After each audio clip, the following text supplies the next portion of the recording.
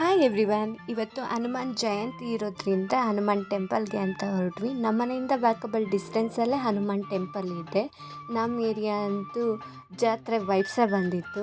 ತುಂಬಾ ಜನ ಇದ್ದರು, ಹಾಗೆ ತುಂಬ ಚೆನ್ನಾಗಿ ಅರೇಂಜ್ಮೆಂಟ್ಸ್ ಮಾಡಿದರು.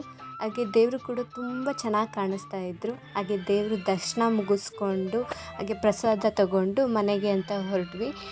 ಮನೆಗೆ ಬಂದಮೇಲೆ ಕ್ವಿಕ್ಕಾಗಿ ಏನಾದರೂ ಒಂದು ಸ್ನ್ಯಾಕ್ಸ್ ಮಾಡೋಣ ಅಂತ ರೆಡಿ ಮಾಡಿಕೊಂಡೆ.